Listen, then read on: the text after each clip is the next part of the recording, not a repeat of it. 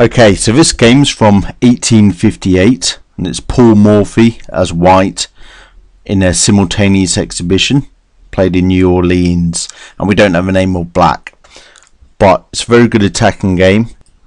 Lots of quite clear cut but very strong attacking ideas in this.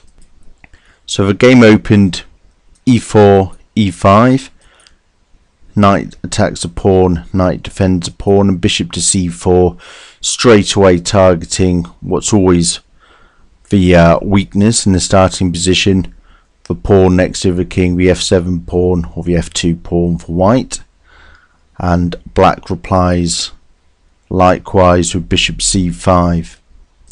Now straight away we've got a very balanced position here, but Paul Morphy plays a line which creates excellent attacking opportunities for white, and that's with the Evans Gambit, which is denoted by b4. Now this challenges this bishop straight away, and the idea is that after the bishop takes, white will be able to get a lot of space, particularly around the centre, and rapid development for his pieces. So that's what he's sacrificing his pawn for. So black takes, generally considered the best move. Bishop takes b4, c3, kicking the bishop again, opening this diagonal, which will get used in a minute, and also supporting the d4 square. So bishop to a5, d4, so an excellent centre straight away, and there are a number of threats. There's a few different ways that we could take the e5 pawn if we wanted to. So black takes on d4. Now note, the c pawn can't take on d4 as it's pinned against the king. So white castles. Now this pawn's under attack again, and if white was to take that, then he'd have an excellent centre, but black takes on c3.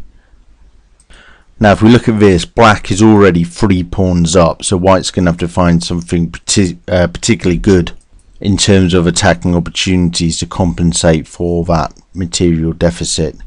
So we get bishop a3 next. Now we've got 2 bishops raking along these diagonals. Now notice that this bishop could cause black difficulties in the future if he wanted the castle, because it's stopping him from doing that. So black replies with d6.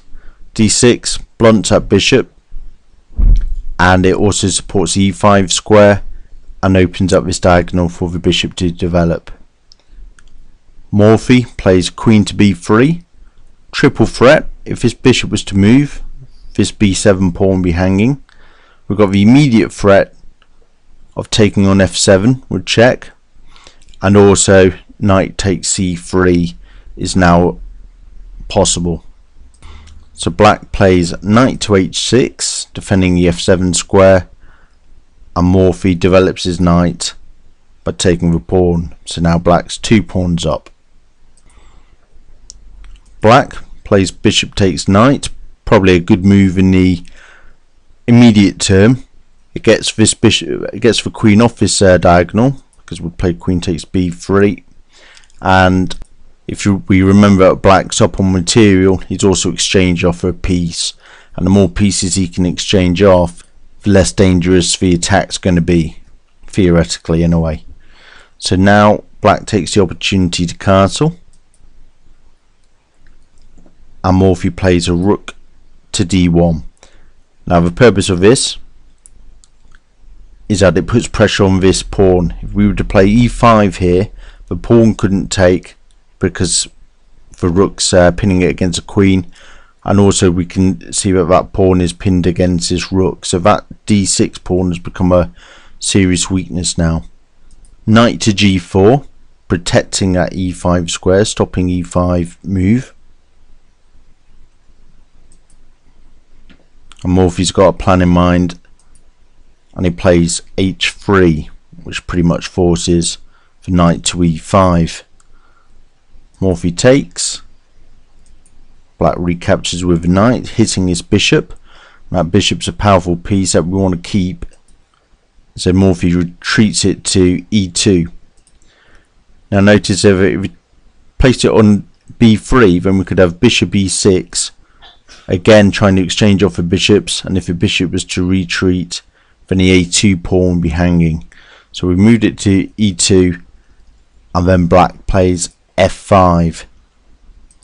Now this is a serious error, and the reason being that black's behind on development. He should be concentrating on getting his pieces out as quickly as possible and as effectively as possible right now. He's also opened up a line against his king and weakened the position around his king. There's no way that black should be going for these pawn breaks to try and open up the position. So Morphy immediately capitalises by playing f4, kicking his knight away. So we get the knight to c6. Now that e5, knight on e5 was guarding c4. Bishop c4 check, king to h8. Now notice that this bishop not only restricts his king now, but it also stops black's bishop from getting to e6, which would be a good square for it. Now Morphy brings bishop to b2, threatening checkmate on g7. So black needs to defend against that. Queen e7, and then Morphy plays rook d e1, building up pressure again. Immediate threat is pawn takes pawn, discovering the attack on the queen. And notice that he moved the rook on the d1 rather than a rook on f1 to this square.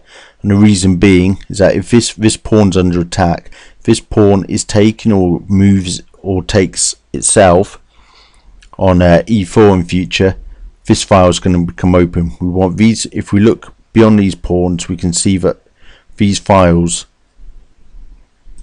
are a weakness for black. If these queens and rooks weren't there, or if these pawns were taken away, we could come down here and possibly get a back rank mate.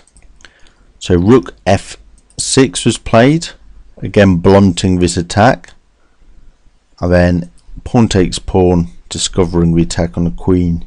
So the queen moves to f8, and now we reach a critical position in the game. Here Morphy unleashed a tactic, and you might want to pause the video and see if you can find his winning move. So we'll just give you a few seconds to do that, and then just on pause when you're ready. Okay, so the move that Morphy played was rook to e8. Rook to e8 pins a queen against a king, so he's threatening he's going to win the queen unless a queen takes a rook. So the queen does take the rook, and then we get queen takes for rook on f6. Now the point here is that the queen cannot be taken, because if pawn takes queen, bishop takes is checkmate. So black doesn't take the queen, instead he plays queen to e7. Now notice that queen takes pawn checkmate was still threatened here, so he's defending against that, and this, if queen takes queen, knight takes. Now if that's all that Morphy had, there'd be no point to rook e8, because it's exchanged off an attacking piece, and all he's really done is exchange rooks in a very elaborate way. But Morphy's got another idea here. Can you see? You might want to pause again. There's another little tactic here, so I'll give you a few seconds to do that. Okay, Morphy's move, well, we'll actually show you the best move here is just a simple queen takes queen, knight takes queen, rook to e1, because if a knight can't be defended, and if a knight moves, rook comes down here and checkmates. The best defense would be knight to g8, rook to e8, threatening to take this, and then we're going to have to see something like this. Bishop's going to have to move to defend it, so we'll have to see something like bishop takes f5. So the rook's defending, and the king will have to escape via h7. But instead, what Morphy actually played was queen takes pawn, check, the queen has to take, and then this is a really nice move, f6, attacking the queen. And if we ignore that and just say it plays a bishop takes d7, then pawn takes queen would actually be checkmate. And if the queen moves, then we're going to get f6 to f7, which would also be checkmating. For instance, if a queen went to f8, f7, queen to g7, and f8, we could promote to a rook or queen, and it's checkmate because this bishop pins the queen against the king. So black played queen takes pawn, check, just to get a pawn back. King takes, bishop takes h3, check, to allow this rook to protect these squares. King takes, h5 to try and give his king somewhere to run to. But then here we see Morphy tighten the mating net with rook to g1. And at this point his opponent resigned, as it's a forced checkmate. For instance, if rook d8, show this one, rook d8, f7 check, we can put the knight in a way, but obviously that's going to be taken. King to h7, bishop comes back, d3, king to h6 forced, bishop to g7, checkmate. There we go. So I hope you enjoyed that game. Please subscribe for some more videos, and if you've got any comments, just leave them below.